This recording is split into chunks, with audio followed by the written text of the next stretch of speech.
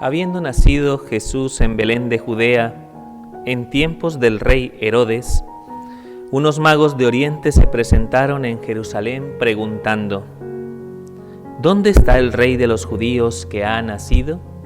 Porque hemos visto salir su estrella y venimos a adorarlo. Al enterarse el rey Herodes se sobresaltó y toda Jerusalén con él. Convocó a los sumos sacerdotes y a los escribas del país y les preguntó dónde tenía que nacer el Mesías. Ellos le contestaron: en Belén de Judea, porque así lo ha escrito el profeta. Y tú, Belén, tierra de Judá, no eres ni mucho menos la última de las poblaciones de Judá, pues de ti saldrá un jefe que pastoreará a mi pueblo Israel.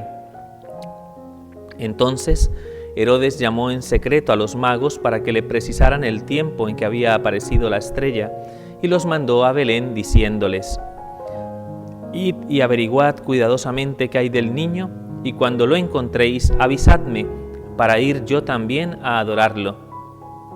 Ellos, después de oír al rey, se pusieron en camino, y de pronto la estrella que habían visto salir comenzó a guiarlos hasta que vino a pararse encima de donde estaba el niño. Al ver la estrella se llenaron de inmensa alegría. Entraron en la casa, vieron al niño con María su madre, y cayendo de rodillas lo adoraron. Después, abriendo sus cofres, le ofrecieron regalos: oro, incienso y mirra. Y habiendo recibido en sueños un oráculo para que no volvieran a Herodes, se retiraron a su tierra por otro camino.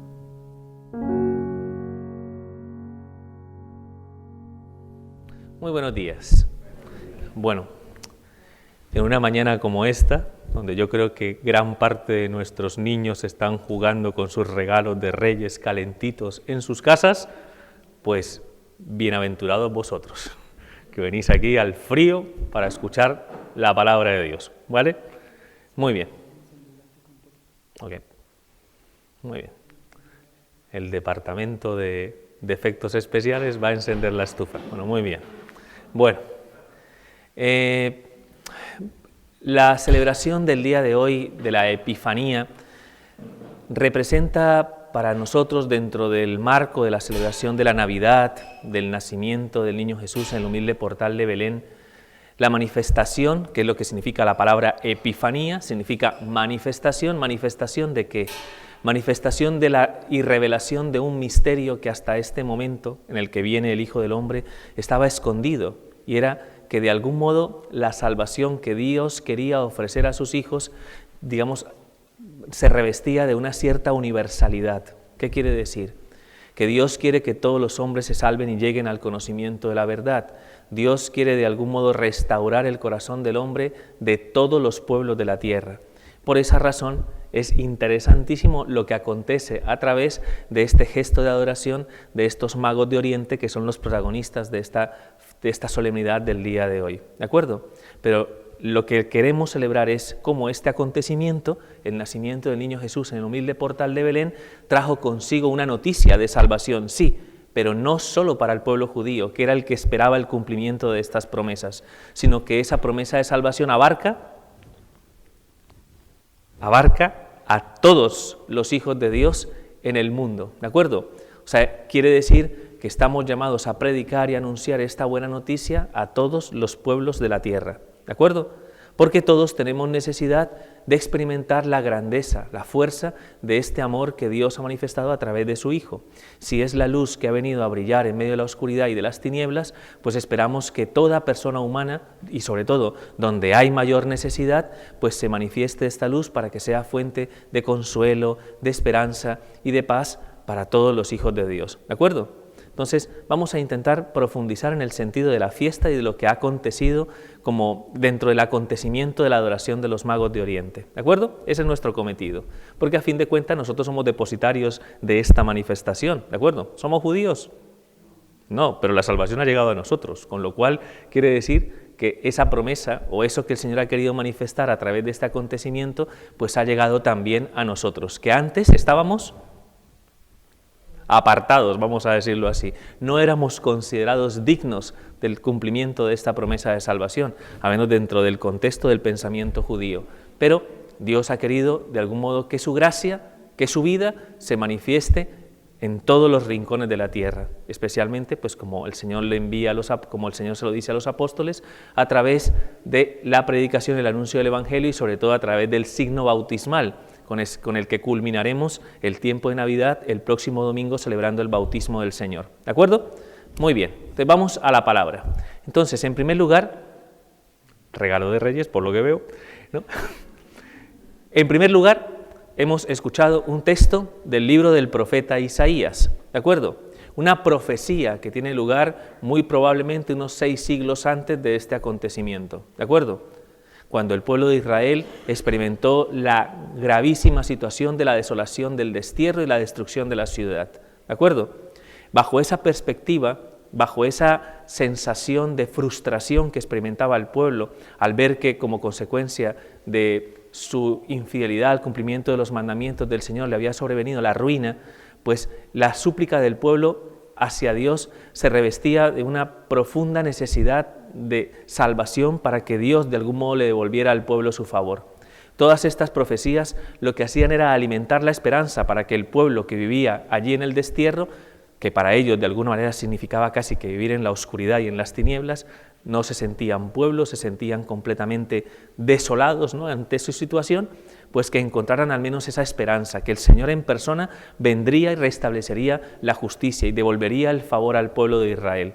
Pues cuando hoy se habla en esta profecía, pues en esta profecía evidentemente el Señor dice, ¿no?, pues que al pueblo de Israel que yacía en la oscuridad y en las tinieblas, de repente sobrevendría una luz y que el Señor de algún modo se manifestaría de tal forma que su presencia permitiría que los pueblos caminaran bajo la luz del Señor, guiados por el Señor, como si el Señor fuera el sol que de repente surge en medio de la oscuridad y las tinieblas de la noche para que el pueblo pudiera reconocer el camino y pudieran regresar, retornar a la ciudad santa, a la ciudad donde se manifiesta la presencia de Dios en medio de los suyos.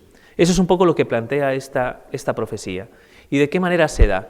Pues se da de una manera asombrosa, porque dice la palabra de Dios que aquellos que regresan, ¿no?, hacia Jerusalén vendrán de pueblos numerosos a rendir, digamos, su tributo y traerán los tesoros del mar y traerán las riquezas de la tierra, porque los reyes, ¿no?, y nombra algunos, digamos, algunos núcleos geográficos importantes dentro del contexto del Oriente Medio, de Madián, de Efá, de Saba, ¿no?, que eran lugares que en ese momento se conocían como reinos pujantes, ¿no?, como personas como pueblos que habían desarrollado pues una enorme riqueza. En ese tiempo, pues de esos pueblos vendrán a rendir culto y tributo y adoración a aquel que vendrá a regir con justicia, a aquel que se manifestará en medio del pueblo para guiar, apacentar y conducir a su pueblo hacia la salvación. ¿De acuerdo? Esta promesa, que está reafirmada un poco con el salmo responsorial que hemos escuchado en este día, ¿no?, que hemos dicho que de todos los pueblos de la tierra y sus reyes vendrán, ¿no?, a adorar, ¿no?, al Rey Mesías y Salvador, pues es algo que en algún momento, digamos, como que plantea el anuncio profético de lo que acontecerá cuando la llegada del Hijo de Dios se manifieste a través de la incursión de estos magos de Oriente, ¿de acuerdo? Esta reflexión, ¿no?, es muy importante porque estaba anunciado y profetizado que vendrían, ¿no?, reyes de pueblos, digamos, pujantes, ¿no?, para rendir culto y adoración a la venida del Mesías, ¿de acuerdo? Entonces, de ahí, de este contenido profético, tenemos que movernos al acontecimiento y preguntarnos quiénes eran estos magos de Oriente, ¿de acuerdo? Porque aquí la palabra mago creo que todos la asociamos más a una persona que hace truquinielas, ¿no?, diríamos, ¿no?, que hace trucos de magia y estas cosas, ¿no? ¿Esos eran los magos de Oriente? No. Me gusta más utilizar la palabra sabios de Oriente, que sería quizás lo mejor. Los sabios de Oriente. ¿Quiénes eran estos personajes? Estos personajes eran considerados sabios, por tanto, personas eruditas, ilustradas, inteligentes, que normalmente eran los grandes consejeros de los pueblos e incluso los grandes monarcas, ¿no?, por la reputación que ellos conseguían como consecuencia de ese conocimiento y de esa sabiduría, que se basaba ¿en qué? Se basaba en la contemplación del firmamento. A través de esa sabiduría, como pasó con la gran mayoría de los pueblos antiguos, pues se empezó en algún momento, ¿no?, a tener un conocimiento de cierto comportamiento en la naturaleza en conformidad a la posición de los astros en el firmamento. ¿De acuerdo? Entonces conocían el movimiento de los astros y eran capaces de predecir cuándo eran los momentos de siembra, cuándo eran los momentos oportunos para recoger la cosecha, cuándo en algún momento vendrían las lluvias, cuándo vendría el calor, el invierno, y frente a eso adquirieron, vamos a llamarlo así, una sabiduría experiencial. Y cómo los demás seguramente se quedarían, ¿no? ¿Cómo saben estos todo lo que saben? Porque eran astrónomos. Son los predecesores de la astronomía actual, ¿no?, del comportamiento, ¿no?, de los astros en el firmamento. ¿De acuerdo? Que como tengo una astrónoma en casa, pues, en fin. Bueno, entonces, bajo esa consideración, ellos conocían perfectamente el comportamiento, ¿no?, de todo lo que giraba, de todo lo que acontecía en el firmamento, con el sol, con la luna, con las estrellas, etcétera, etcétera. Y de repente, en un momento muy específico, cuando ellos de alguna manera situaron su mirada, ¿no?, en el firmamento, se dieron cuenta que apareció una estrella que ellos no conocían. Apareció en el firmamento. Era la conjunción de Júpiter con Saturno.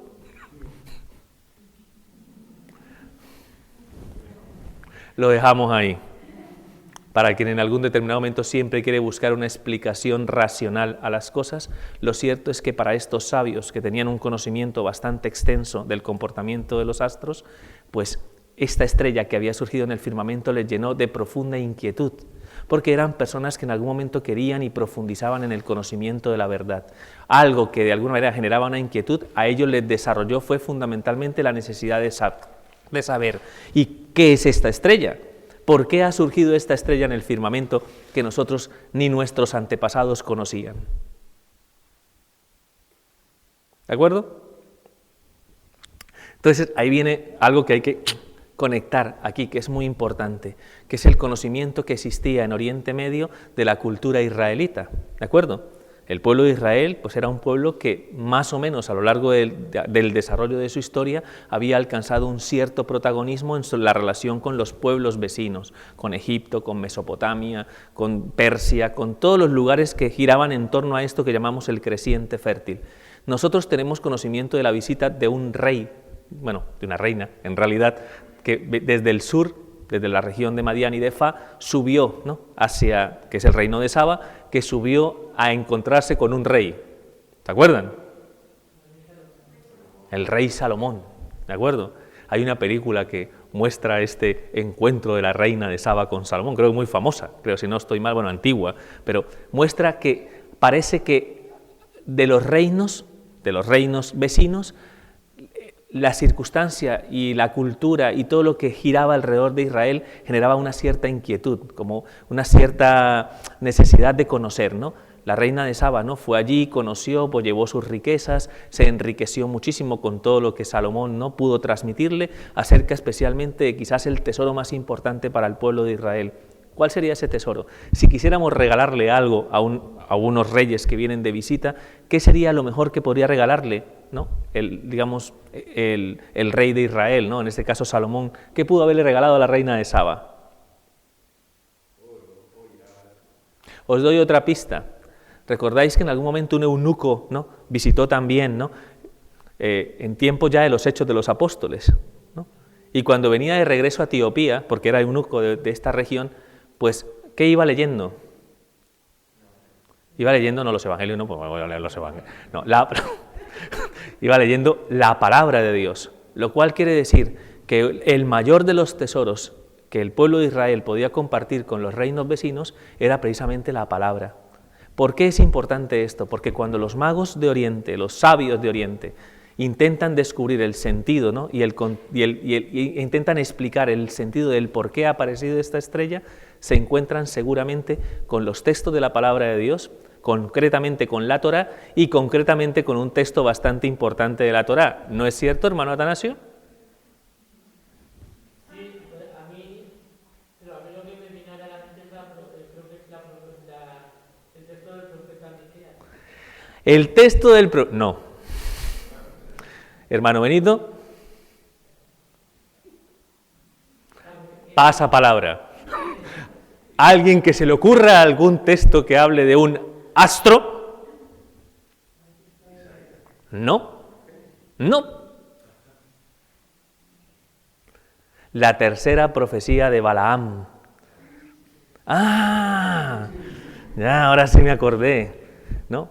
Un texto en el cual un pueblo extranjero, al ver la incursión del pueblo de Israel ya en la tierra prometida, quiso maldecir y llamar al profeta Balaam para que maldijera al pueblo de Israel, pero no lo pudo maldecir porque Dios lo único que suscitaba en sus labios era bendiciones.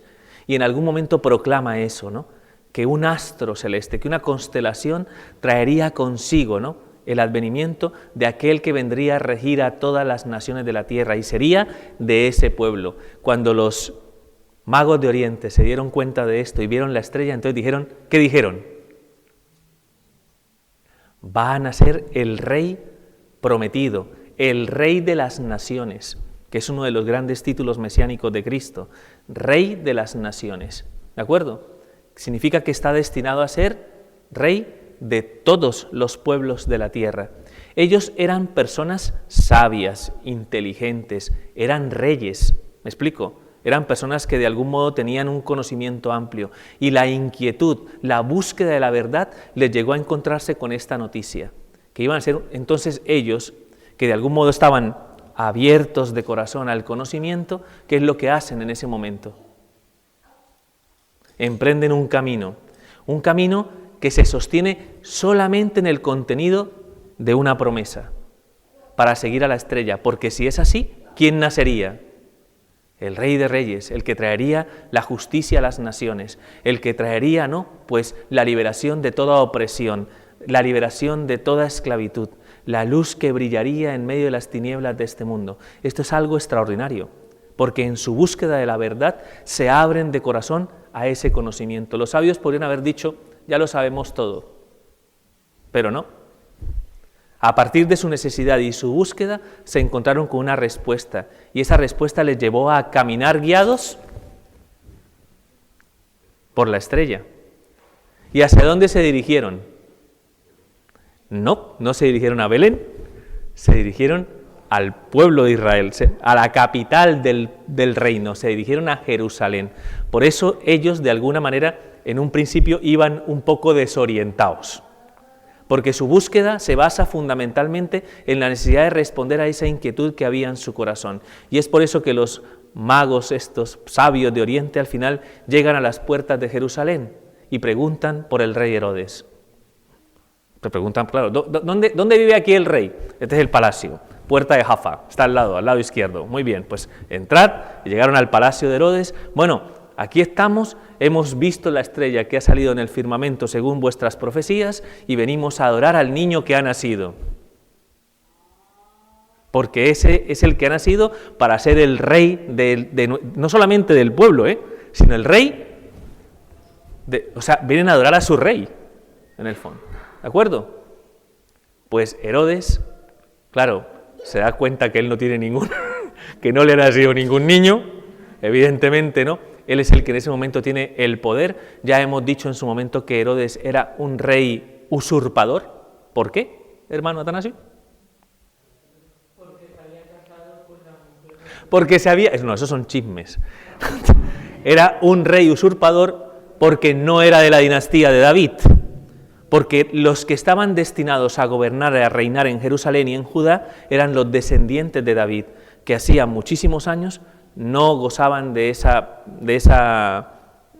oportunidad, porque habían sido en algún momento, digamos, primero que todo, ¿no?, cuando el imperio persa, ¿no?, que fueron los que reconstruyeron la ciudad, ¿no?, pues vinieron los helénicos, o sea, los griegos, y los conquistaron. Pues los griegos impusieron una monarquía a través de los capitanes de Alejandro Magno, ¿no? Y vino un imperio que era el imperio seleucida, que venía de uno de sus terratenientes y de sus capitanes, que era Seleuco, ¿de acuerdo? Él fue el que empezó a gobernar y luchó contra Ptolomeo, que estaba en Egipto, que era otro de los capitanes, por quien gobernaba en esa zona donde estaba el pueblo de Israel. Y ahí se dieron una sucesión de peleas y de pugnas hasta que una dinastía, la herodiana, ¿no?, fue la que asumió el cargo y la responsabilidad de constituirse como reyes, usurpando a aquellos que estaban destinados a reinar en Jerusalén, de los descendientes de David. Por eso, Herodes, en ese momento, al escuchar, ¿no?, lo que le dicen los magos de Oriente, entra en pánico. ¿Por qué entra en pánico? ¿Por qué se inquieta y se turba su corazón? Porque su poder, su ambición, su codicia, ¿qué le pasa? Se tambalea, tiembla, me han venido a quitar el puesto. Y alguien que está en esa situación, digamos, diría, ¡ay, qué bien! Voy a dar paso a... No. Evidentemente su ambición y su codicia le lleva en ese momento, dice, yo creo, perdón que lo diga de esta manera, pero creo que le dio hasta diarrea de escuchar a los... Es verdad, o sea, de lo... Madre mía, ¿qué es lo que está pasando? Llama, evidentemente este rey no tenía ni idea de lo que le estaban diciendo los magos de Oriente. ¿Por qué? Porque vivía lo suyo, vivía en su mundo, no conocía el contenido de las Escrituras, llama, ¿no?, a los sabios, llama a los conocidos, llama a los fariseos, a los escribas, a los letrados, oye, que han llegado estos y han dicho esto. Entonces ahí es donde ya en algún momento se pregunta, ¿y dónde cómo? Decidme algo. Entonces uno de los conocedores de la palabra de Dios, de los escribas, le dice, mira, hay un texto profético ahora sí, de Miqueas, donde se dice que aquel que viene a regir las naciones con justicia va a nacer en Belén de Judá. ¿Y por qué en Belén de Judá? Porque es la casa de David, para que se reafirme el contenido de la dinastía davídica. ¿De acuerdo? Le pregunta a Herodes a los magos de Oriente, a los sabios, ¿y hace cuánto vosotros habéis visto este acontecimiento? Nosotros hace un montón de tiempo, más o menos porque nos plantea la palabra de Dios para realizar el viaje, para hacer los preparativos. Había acontecido con un bastante tiempo de antelación. Yo creo que con un año más o menos de antelación ya había aparecido esa estrella, ¿de acuerdo? Entonces él les dice, Herodes, bueno, les dice en secreto, oye, si llegáis a saber cualquier cosa, ¿no?, pues venís y me lo decís para yo también ir a adorarle. Ya en su corazón había, ¿no?, esa oscuridad y esa tiniebla interior que lo que le llevaba era fundamentalmente a que si sabía dónde estaba el niño, iba a ir a por él. ¿Para qué? Para él poder preservar su poder, su autoridad y su hegemonía. ¿De acuerdo? De todos modos, pues los magos, los sabios de Oriente salieron allí del encuentro con Herodes seguramente un poco desconcertados, ¿no? O sea, fíjate, hemos intentado buscar una respuesta ante esta inquietud y nos hemos encontrado con algo que nos ha desconcertado, ¿no? O sea, ¿cómo es posible que no sea aquí? ¿Dónde será entonces, no? Ese camino, ¿no?, de descubrimiento, cuando la razón en algún momento te lleva a un lugar y resulta que no es ese el lugar. No sé si me entendéis. Ese camino de lógica, ese camino de hasta dónde llega tu conocimiento, hasta dónde llega tu capacidad. En la búsqueda de la verdad, ¿no?, llega a un punto donde no hay más respuestas. La lógica nos trajo hasta aquí, y aquí no es. ¿Dónde será? Nos han dicho que en Belén, pero ¿dónde será esto? Hasta que, ¿qué pasa? Vuelve a aparecer la estrella. Dice que en ese momento de turbación y de inquietud, donde no conocían realmente hacia dónde tenían que seguir, vuelve a aparecer la estrella. Normalmente le llamamos la estrella de la fe.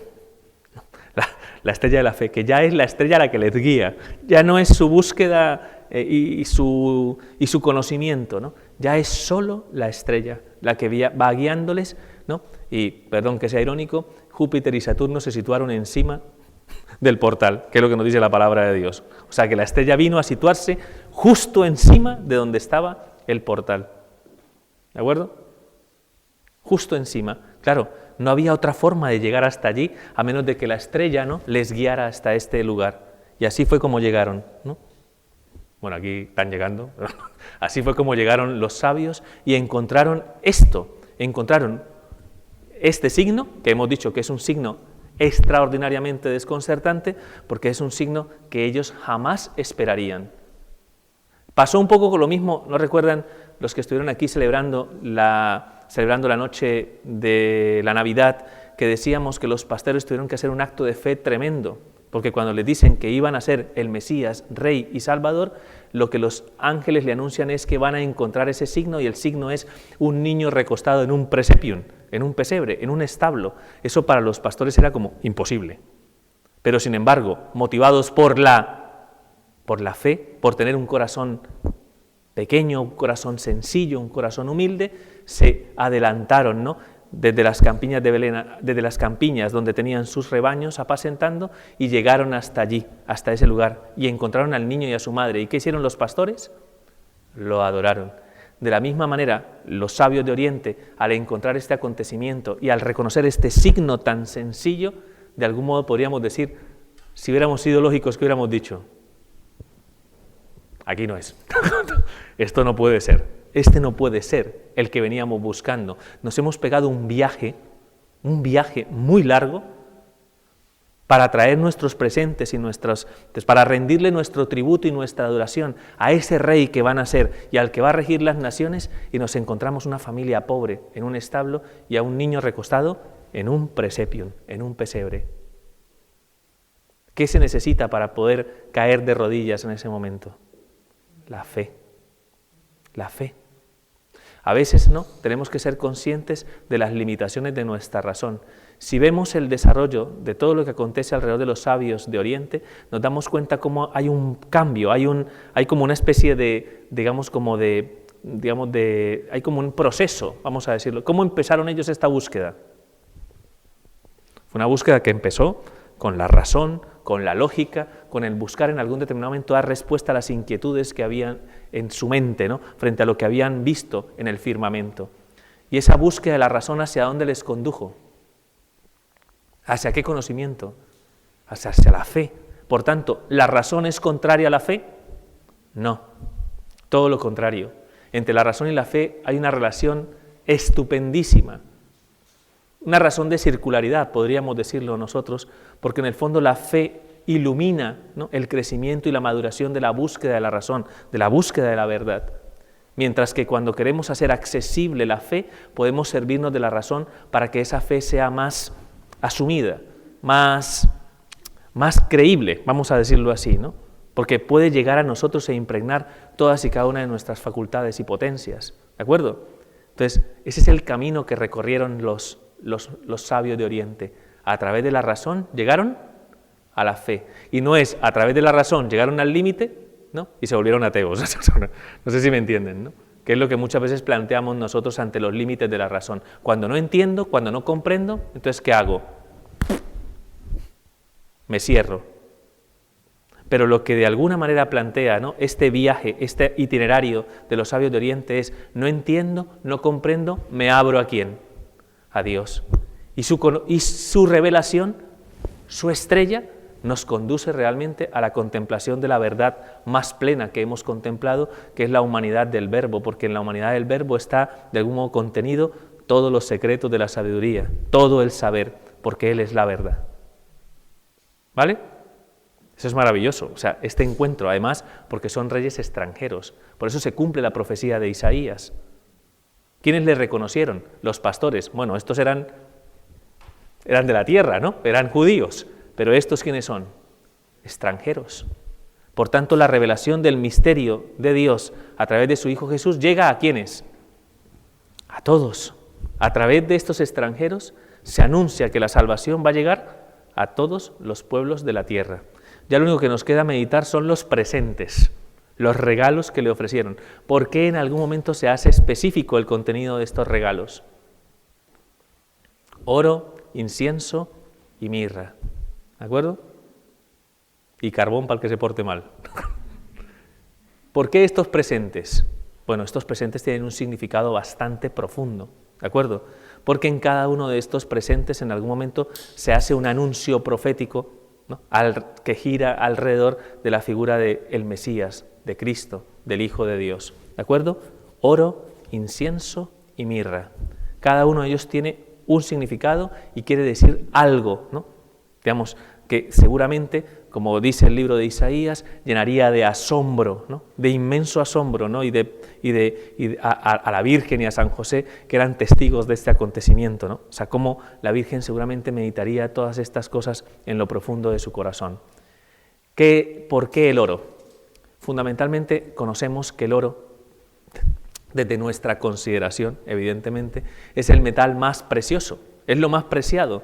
Y de algún modo, cuando conocemos, digamos, el auge de un reino o lo que sea, es de algún modo, digamos, vamos a decirlo de esta manera, se intenta plantear la hegemonía, el auge, el esplendor del reino a través de precisamente su ostentosidad, su portentosidad. Por tanto, normalmente en los grandes palacios, ¿cuáles son los signos que más acompañan de alguna manera la hegemonía de un reinado? Pues que todo esté, no sé, yo recuerdo de la época, seguramente aquí muchos han visto Narcos, que Pablo Escobar era, que tenía un montón pues tenía todo su baño enchapado en oro, por todo el dinero que tenía, ¿no? Como se creía el rey, ¿no? ¿Me explico? Pues el oro es propio de los reyes, sería, ¿no?, de algún modo la consideración del regalo, con lo cual cuando se le ofrece oro al niño Jesús se está reconociendo que él es un rey, que está llamado a reinar y a gobernar a su pueblo. Entonces es un reconocimiento real. Prácticamente podríamos decir que los sabios de Oriente reconocieron que Jesús era el Mesías, el ungido del Señor, el rey de las naciones, ¿de acuerdo? Por eso le dieron oro, oro como conviene a un rey, ¿de acuerdo? Muy bien. Incienso. El incienso tiene una peculiaridad, ya se utilizaba en la cultura israelita el incienso, en la celebración, vamos a decirlo así, en la piedad israelita se utilizaba el incienso. ¿Por qué lo recordamos? Por un evangelio que leímos hace muy poco. ¿Qué estaba haciendo Zacarías en el templo cuando le anuncia al ángel la llegada de Juan el Bautista? Estaba en su turno en el altar del incienso para a través de esa acción sacerdotal presentar las oraciones del pueblo que esperaba afuera a que sus súplicas fueran dirigidas a Dios a través del sacerdote en este altar específico donde siempre había incienso. Por tanto, el incienso es un reconocimiento de la presencia ¿de quién? De Dios. El incienso es lo que realmente plantea la presencia y sigue teniendo esa significación para nosotros. Todo donde se manifiesta la presencia del Señor en medio de nosotros, a esa presencia del Señor le aplicamos incienso. Si ustedes se dieron cuenta hoy en la misa, ¿no? ¿A qué le hemos echado incienso? Al altar, al ambón, ahora volveremos otra vez al altar, al sacerdote, al pueblo de Dios, ¿no?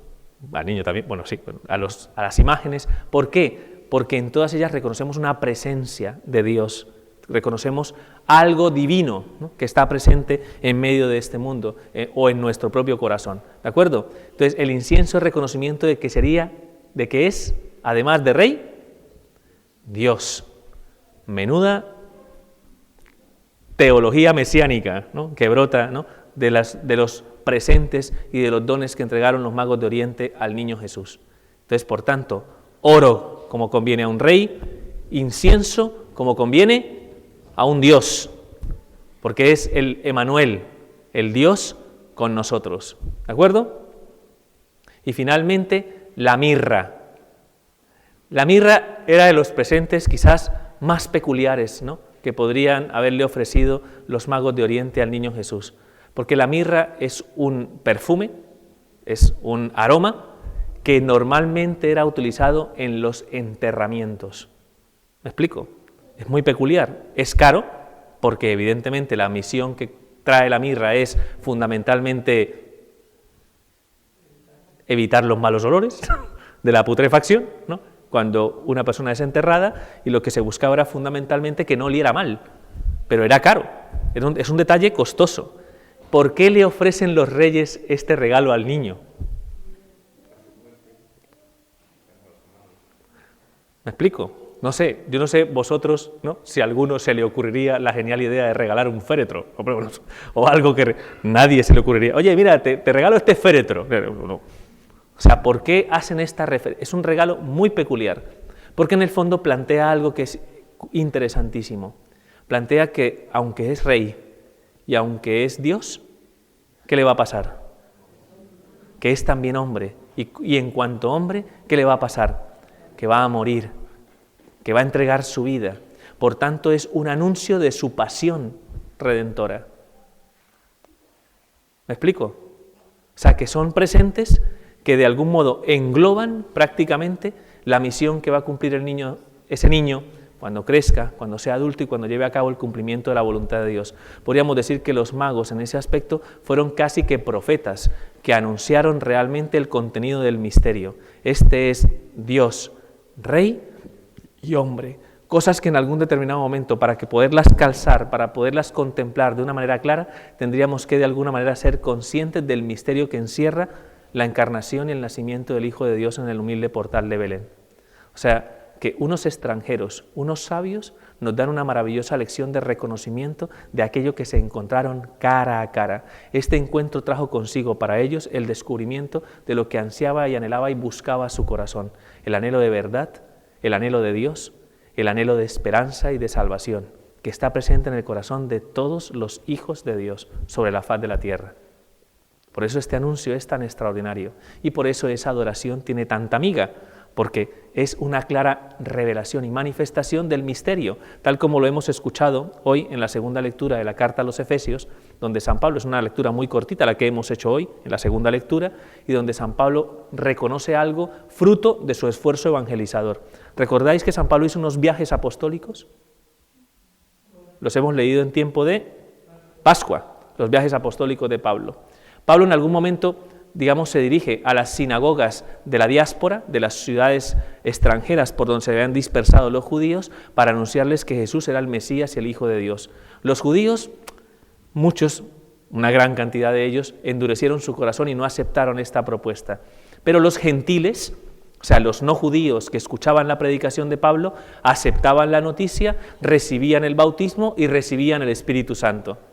Entonces Pablo se da cuenta a través de sus viajes apostólicos, es que está llegando esto a todos, no solo a los judíos. Y por eso hay un momento en el que Pablo reconoce esto: a mí se me ha revelado este misterio. Yo me he encontrado en medio de mi actividad apostólica que aquel que se adhiere de corazón al Señor en la fe, recibe la gracia y el don del Espíritu, por tanto es partícipe de los bienes de la salvación. Por tanto se nos ha revelado el misterio en Cristo.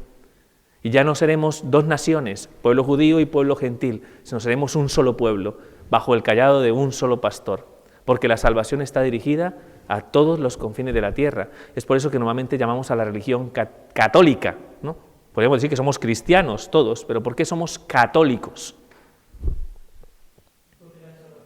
Porque consideramos, ¿no?, en esa catolicidad que esa salvación no es un privilegio de unos pocos, ¿no?, que hacen parte de nuestra iglesia, ¿me explico?, sino que esa salvación va orientada a todos y cada uno de los hijos de Dios sobre la faz de la tierra. Fundamento de la misión adyentes, de la misión que nos lleva a predicar el Evangelio ahí donde Jesucristo no ha sido anunciado y proclamado. ¿Para qué? Para que puedan recibir esta alegre noticia, para que se llenen de alegría como se llenaron los sabios de Oriente, ¿no?, en su búsqueda y en su necesidad más profunda e interior.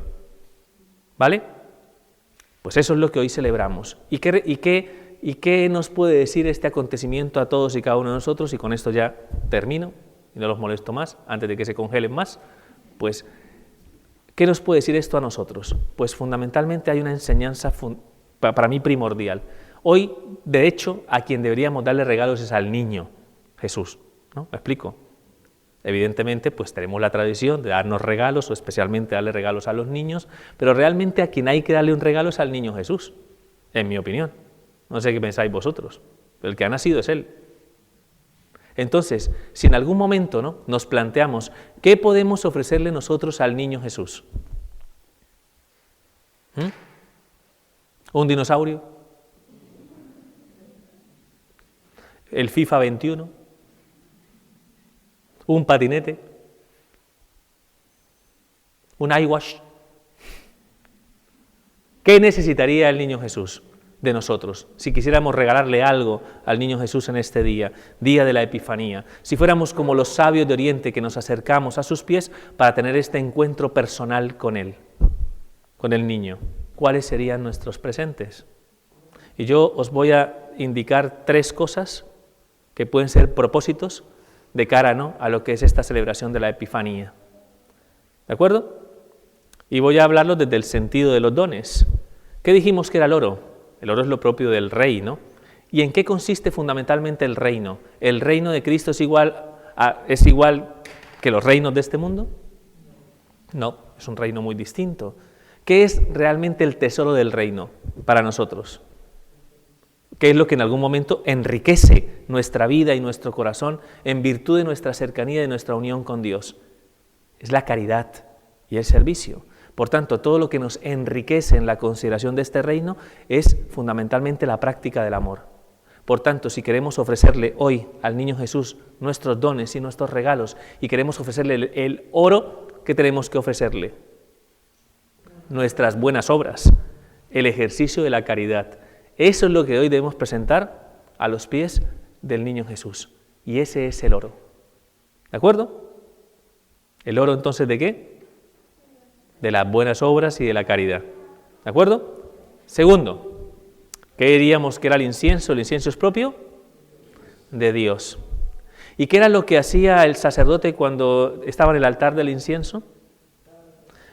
Recogía las oraciones del pueblo y se las presentaba al Señor. La oración es como el incienso que llega a la presencia de Dios. Entonces, ¿qué podemos ofrecerle al niño si estamos ofreciéndole incienso? Nuestras plegarias y nuestras oraciones, y especialmente nuestras plegarias y nuestras oraciones por aquellos que tienen necesidad. Es cierto que podemos pedir cosas para nosotros, no está mal, que le pidamos cosas para nosotros, pero especialmente recordad que un valor fundamental, ¿no?, en nuestra plegaria tiene que estar dirigida a las necesidades de los demás. Tenemos que pedir por nuestros hermanos, especialmente por aquellos que no conocen este acontecimiento o los que no han abierto su corazón al Señor. ¿De acuerdo? Entonces vamos a pedir especialmente esa gracia, que podamos ofrecerle el incienso de nuestras plegarias y de nuestras oraciones. ¿Ok? Y finalmente la mirra, ¿ya? Eventualmente todos y cada uno de nosotros a lo largo de nuestra vida experimentamos situaciones que nos ayudan a reconocer que somos hombres frágiles, débiles, porque experimentamos dolor, sufrimiento, desasosiego, tristeza, muchas cosas que están presentes en nosotros, en nuestro interior. Pues esta de alguna manera nos lleva a recordar que nuestro Señor Jesucristo nos ha hecho una invitación para unirnos a Él incluso en esa situación, para que le ofrezcamos al Señor nuestro ofrecimiento personal, nuestra oblación personal, nuestros pequeños sacrificios, nuestras pequeñas mortificaciones, aquellas cosas que en algún momento, ¿no?, pues nos recuerdan que nuestra vida está enmarcada también dentro de la perspectiva de la cruz. Cuando en algún determinado momento ofrecemos eso al Señor, no solamente experimentamos consuelo de saber que el Señor sufre con nosotros, que el Señor nos alivia y que nos da consuelo, sino que al mismo tiempo se convierte en ofrenda al Padre para que esa ofrenda, como fue la ofrenda de Cristo, redunde siempre en el bien espiritual de toda la Iglesia y de todo el pueblo de Dios. El ofrecimiento. Acordaos de eso. A veces se nos olvida que tenemos esas dos fuerzas fundamentales en la vida de la Iglesia, no solo la oración, sino también el ofrecimiento, el sacrificio, la mortificación. Esas cosas nunca perderán valor, porque de algún modo hacen posible que nuestro corazón se ensanche y en algún momento encontremos, como os digo, ¿no?, una cierta liberación interior y una capacidad, ¿no?, de reconocer que a través de estas tres acciones, la caridad, la oración y el ofrecimiento de aquello que nos cuesta y que nos es difícil, podemos desarrollar, una intensa vida espiritual. Y os voy a dejar una pregunta. ¿Cuáles son las tres prácticas con las que inauguraremos el tiempo de Cuaresma, que será dentro de unos cuantos, meses, unos cuantos días por delante cuando terminemos el tiempo de la Navidad? Escucharemos el miércoles de ceniza, escucharemos un evangelio muy particular, donde se nos recordará que el Señor nos dice lo siguiente: cuando hagáis limosna, cuando oréis, cuando hagáis ayuno. ¿Recordáis esto? Que son las prácticas penitenciales de Cuaresma, pues están perfectamente asociadas a esos dones de los que estamos hablando en el día de hoy. O sea que podemos conectar la Epifanía con la Cuaresma, haciendo un firme propósito, ¿no?, como consecuencia, ¿no?, de esta reflexión, que se acreciente en nosotros el don de la caridad, que está significada a través de la limosna, el don de las plegarias y de las oraciones al Señor, y el don de nuestros ofrecimientos, que están significados a través del ayuno. Así que buenos propósitos, y que de alguna manera pues este acontecimiento nos cambie la vida. Fijaos tan fuerte fue este acontecimiento que en ese momento, cuando adoraron al Señor y reconocieron esta verdad, en los sueños, ¿no?, en algún momento se les dice que no vuelvan a Herodes, sino que se vayan por otro camino. ¿Me explico? Porque cuando en algún momento la verdad se manifiesta en lo más profundo del corazón, sabes por cuál camino tienes que ir y por cuál no. Así que hay que pedirle al Señor esa gracia, que sea luz en nuestras vidas para que este encuentro que se ha dado a través de la luz de la fe, de la estrella, para ellos, ¿no?, pues nos ayude de algún modo a dirigirnos por el camino que tenemos que seguir, con pie firme y con el firme propósito de empezar este nuevo año. Estamos en un inicio de ciclo, ¿no?, pues un punto de inflexión que nos puede ayudar, ¿no?, a sacar quizás lo mejor de nosotros mismos, ¿no? ¿De acuerdo? Así que le vamos a pedir esa gracia especial al Señor y continuamos la celebración de esta Eucaristía, ¿vale? ¿No? Que los propósitos no sea, que un buen propósito sería no comer tanto roscón de Reyes, ¿eh? Bueno, o sea, con justa medida, ¿no? ¿De acuerdo? Y siento mucho a los que les toque el carbón. Así que ánimo de corazón, que continuemos esta celebración y que encomendemos al Señor todas y cada una de las inquietudes más profundas que hay en nuestro interior. Que así sea.